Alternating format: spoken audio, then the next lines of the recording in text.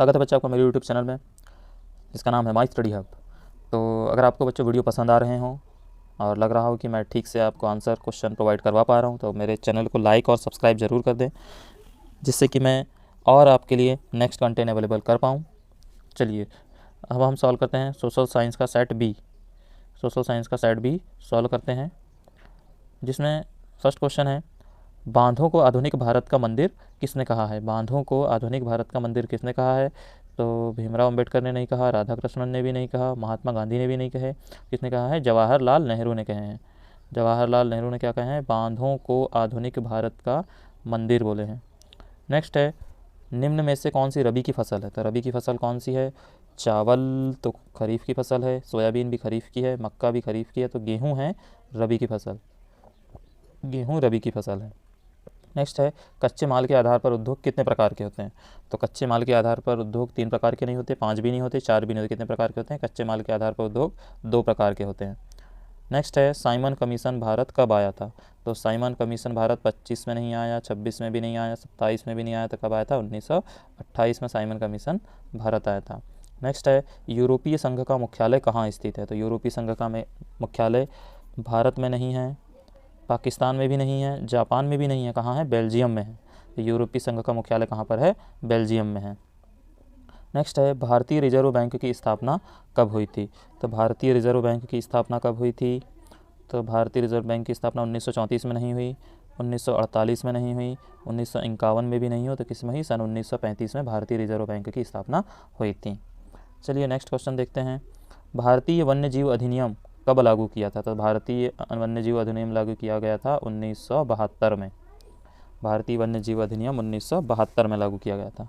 अगला है, भारतीय रेल परिवहन को खालिस्तान रेल प्रखंडों में संकलित किया गया है। तो भारतीय रेल परिवहन को 16 रेल प्रखंडों में शामिल किया गया है। कितने प्रखंडों में? 16 रेल प्रखंडों में शामिल किया गया है। अगला है, कोलकाता में देश की पहली जूट मिल लगाने वाले कौन थे? तो कोलकाता में देश की पहली जूट मिल लगाने वाले व्यक्ति थे सेठ हुकुमचंद। सेठ हुकुमचंद थे, सेठ हुकुमचंद। अगले हैं, कौन सा देश है जो दुनिया का सबसे बड़ा लोकतांत्रिक देश है? तो वह देश कौन सा है? भारत है दुनिया का सबसे बड़ा लोकतांत्रिक देश। भारत जो है वो दुनिया का सबसे बड़ा लोकतांत्रिक देश है। अगला है, आर्थिक विकास से जनता के किस चीज़ में वृद्धि होती है? किसके स्तर में वृद्धि होती है? तो आर्थिक विकास से जनता के जीवन स्तर में वृद्धि होती है। आर्थिक विकास से जनता के जीवन स्तर में वृद्धि होती है। अगला है, मधुमक्खी पालन खालिस्तान क्षेत्र में आता है? तो मधुमक्खी पालन प्राथमिक क्षेत्र में आता है। मधुमक्खी पालन प्राथमिक क्षेत्र में आता है। अगला, चलिए सही जोड़ियाँ बनाते हैं। तो सही जोड़ी में सबसे पहले है, श्रीलंका गृह युद्ध का अंत। श्रीलंका गृह युद्ध का अंत कब हुआ था? 2009 में। श्रीलंका गृह युद्ध का अंत 2009 में हुआ था। नेक्स्ट है, भारत छोड़ो आंदोलन कब हुआ था? तो भारत छोड़ो आंदोलन हुआ था 1942 में। भारत छोड़ो आंदोलन कब हुआ था? 1942 में हुआ था। नेक्स्ट है, भारत में वयस्क मताधिकार की उम्र क्या है? भारत में वयस्क मताधिकार की उम्र आपको पता ही होगा, 18 वर्ष है। अगला है, ओलंपिक गेम। तो ओलंपिक गेम कहाँ होते हैं? मैक्सिको सिटी का मुख्यालय क्या है? मैक्सिको सिटी है ओलंपिक गेम्स के। नेक्स्ट है, भारत में क्या है? तो भारत में है लोकतांत्रिक सरकार। भारत में क्या है? लोकतांत्रिक सरकार। और सार्वजनिक क्षेत्र कौन सा है? सरकार के स्वामित्व वाले क्षेत्र सार्वजनिक क्षेत्र कहलाते हैं। अगला है, श्रीलंका गृह युद्ध का अंत कब हुआ था? 2009 में। भारत छोड़ो आंदोलन कब हुआ था? 1942 में। वयस्क मताधिकार की उम्र है 18 वर्ष। ओलंपिक गेम्स आएगा मैक्सिको सिटी। चलिए आगे बढ़ते हैं, बॉक्साइट किस उद्योग के लिए कच्चा माल प्रयुक्त होता है? बॉक्साइट किस उद्योग के लिए कच्चा माल प्रयुक्त होता है? तो यह होता है किसके लिए? एल्यूमिनियम के लिए। एल्यूमिनियम का अयस्क है बॉक्साइट, एल्यूमिनियम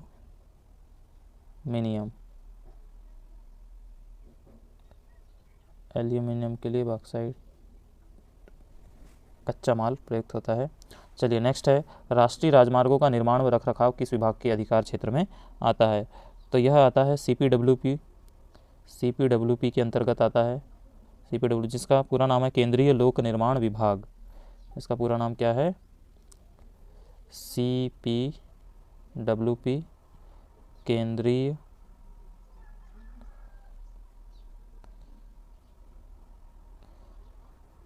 लोक निर्माण विभाग। ये CPWD होना चाहिए, जहाँ तक यहाँ B दिया हुआ है, जिसको कहते हैं central public works department. CPWD central public works department, ये D होना चाहिए, केंद्रीय लोक निर्माण विभाग। चलिए अगला देखते हैं, IMF का पूरा नाम क्या है?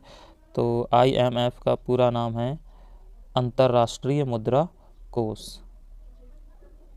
अंतर्राष्ट्रीय मुद्रा कोष इसका पूरा नाम है। अंतर्राष्ट्रीय मुद्रा कोष, जिसको इंग्लिश में कहा जाता है international financiary fund, IMF, international financiary fund. Fund मतलब कोष होता है। नेक्स्ट है, औद्योगिक क्रांति सर्वप्रथम कहाँ प्रारंभ हुई थी?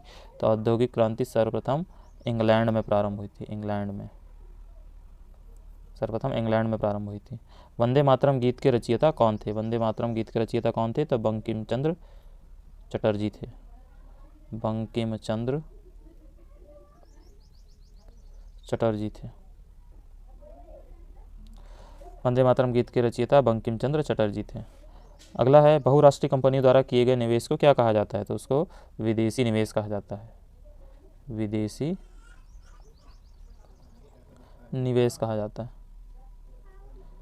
अगला है, सत्य सत्य लिखिए, कांडला बंदरगाह एक ज्वारीय पत्तन है। तो कांडला बंदरगाह एक ज्वारीय पत्तन है, तो यह सत्य है। बिना किसी पारिश्रमिक के काम करवाना क्या कहलाता है? बेगार कहलाता है। बिना किसी पारिश्रमिक के काम, यहाँ पर वो वर्ड बेगार जो छूट गया है उसको बेगार कहलाता है, तो वह सत्य है।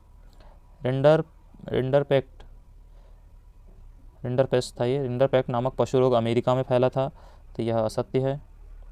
अगला है, सन 1804 की नागरिक संहिता को आमतौर पर हिटलर की संहिता के नाम से जाना जाता है, तो यह सत्य है। अगला है, लोकतंत्र की सफलता में अशिक्षा बाधक नहीं है, जबकि अशिक्षा बाधक नहीं है, जबकि अशिक्षा क्या है? बाधक है, इसीलिए क्या आएगा? ये असत्य आएगा। प्रति व्यक्ति आय की गणना सभी देशों के लिए डॉलर में की जाती है, सत्य है। अगला है, अगले प्रश्नोत्तर चलिए हल करते हैं। जैव और अजैव संसाधन किसे कहते हैं? मेरे वीडियो में आपको अथवा के भी प्रश्न उत्तर दिए होंगे, जिसमें आपको जो पसंद आए वो आप, जो आपको याद हो, जो आपको ठीक लगता हो, आप लिख सकते हैं। तो पहला प्रश्न था,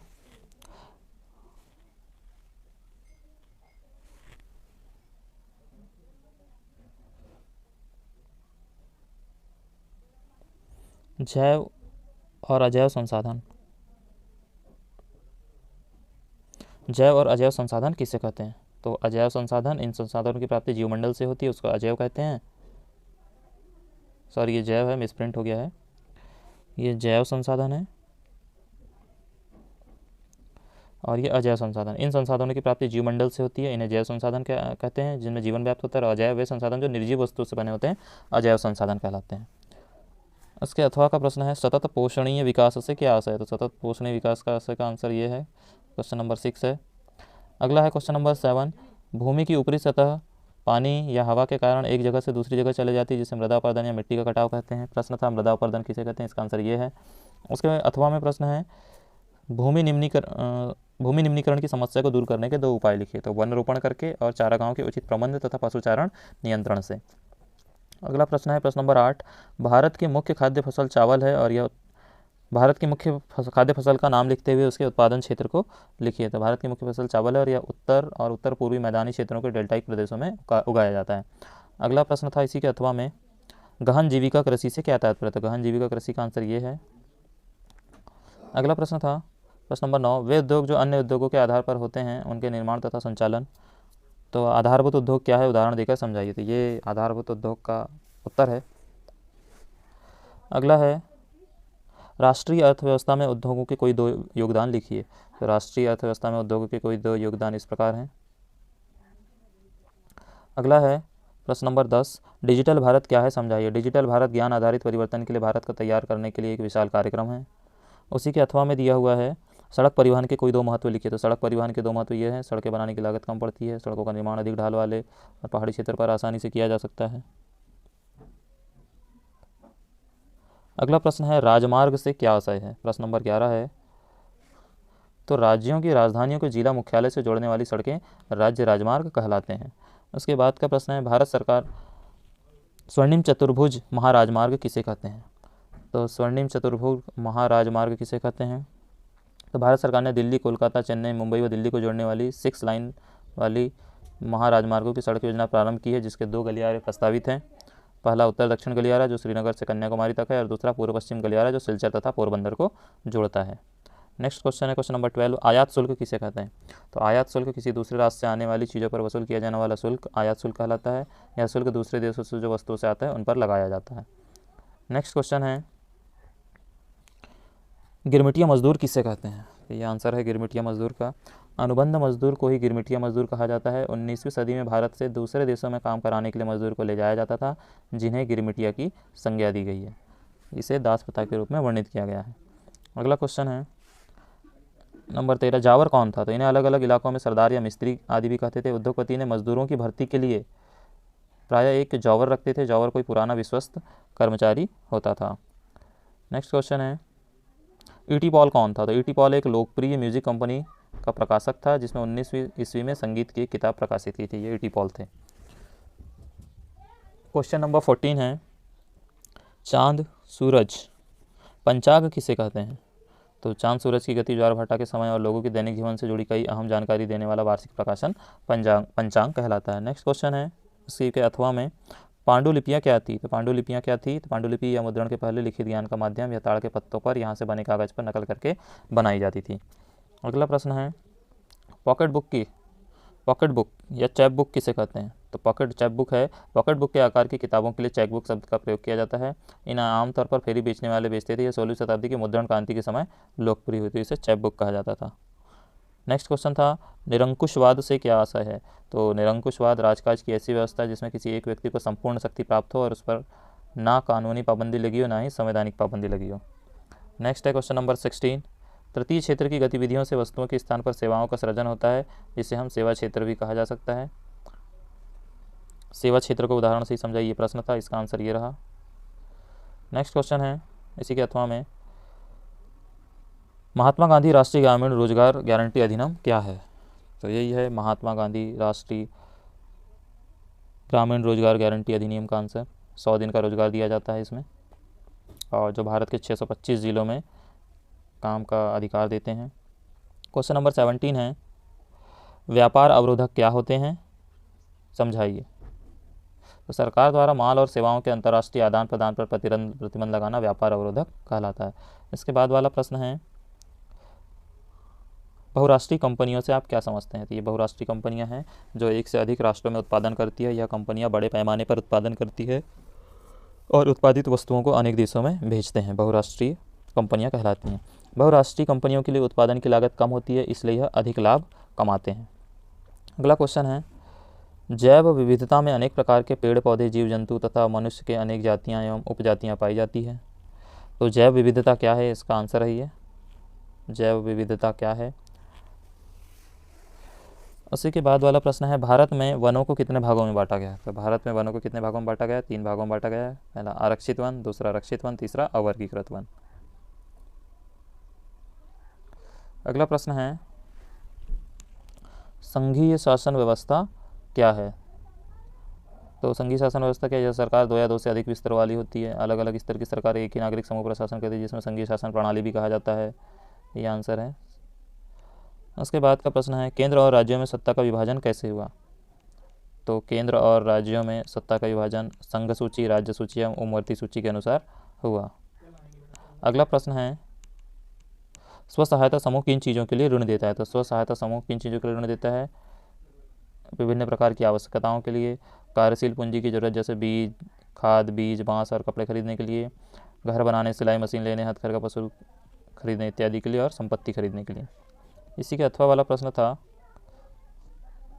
औपचारिक एवं अनौपचारिक क्षेत्र के ऋण में 3 अंतर लिखिए। तो ये औपचारिक क्षेत्र के ऋण हैं और ये अनौपचारिक क्षेत्र के ऋण हैं। इसमें सहकारी समितियाँ आती हैं, कम ब्याज दर पर ऋण उपलब्ध होता है। औपचारिक क्षेत्र का ऋण महंगा होता है। चलिए अगला देखते हैं, प्रश्न नंबर 21। असहयोग आंदोलन के कोई 4 कारणों को समझाइए। तो असहयोग आंदोलन के 4 कारण क्या थे? जलियांवाला बाग हत्याकांड, रोलेट एक्ट, ब्रिटिश सरकार की वादा खिलाफी या स्वराज की प्राप्ति। इसी के अथवा में प्रश्न दिया हुआ है, जलियांवाला बाग हत्याकांड क्या था, समझाइए। तो जलियांवाला बाग हत्याकांड यही था। रोलेट एक्ट, द्वितीय मार्च, ये था जलियांवाला बाग हत्याकांड। क्वेश्चन नंबर 21 का आंसर है ये। अगला प्रश्न था प्रश्न नंबर 22। भारत के मानचित्र पर निम्नलिखित लौह अयस्क केंद्र को, सॉरी पहला उसके, ये तो नीचे वाला हो गया। नंबर 22 का प्रश्न पढ़ रहे थे हम। क्वेश्चन नंबर 22, राजनीतिक दलों का कोई 4 कार्यों का वर्णन कीजिए। तो राजनीतिक दलों के 4 कार्य ये हैं: चुनाव लड़ना, नीतियों और कार्यक्रम को मतदाता के सामने रखना, कानून का निर्माण करना, सरकार बनाना, विरोधी पक्ष की भूमिका निभाना। अगला क्वेश्चन था इसका, राजनीतिक दलों के सामने आने वाली कोई 4 चुनौतियों का वर्णन कीजिए। तो राजनीतिक दलों के सामने आने वाली 4 चुनौतियाँ इस प्रकार हैं। फर्स्ट, ये रही पहली चुनौती, ये रही दूसरी चुनौती, ये है तीसरी चुनौती और ये है चौथी चुनौती। नेक्स्ट क्वेश्चन था क्वेश्चन नंबर 23। भारत के मानचित्र पर निम्नलिखित लौह अयस्क केंद्रों को दर्शाइए। तो भारत के मानचित्र पर आप देख सकते हैं कि लौह अयस्क केंद्र इस प्रकार हैं। पहला था गुआ लौह अयस्क केंद्र, ये रहा। दूसरा कुद्रेमुख लौह अयस्क केंद्र, तो कुद्रेमुख लौह अयस्क केंद्र यहाँ है कर्नाटक के पास में। अगला लौह अयस्क केंद्र है बैलाडीला, जो छत्तीसगढ़ में है यहाँ पर। और अगला है मयूरभंज, जो ये रहा लौह अयस्क केंद्र। ये चारों लौह अयस्क केंद्र आप देख सकते हैं। इसके बाद इसी के अथवा में था परमाणु संयंत्र को दर्शाना था। तो परमाणु संयंत्र पहला काकरापारा परमाणु संयंत्र, ये रहा गुजरात में। नेक्स्ट था रावत भाटा परमाणु संयंत्र, राजस्थान में था रावत भाटा। अगला था कलपक्कम थिंक केरल में था। और इसके बाद है नरोरा परमाणु संयंत्र, नरोरा, ये रहा नरोरा परमाणु संयंत्र। इस प्रकार ये आपके पूरे क्वेश्चन मैंने सॉल्व कर दिए हैं। अगर आपको वीडियो पसंद आया हो तो चैनल को लाइक और सब्सक्राइब ज़रूर कर दें।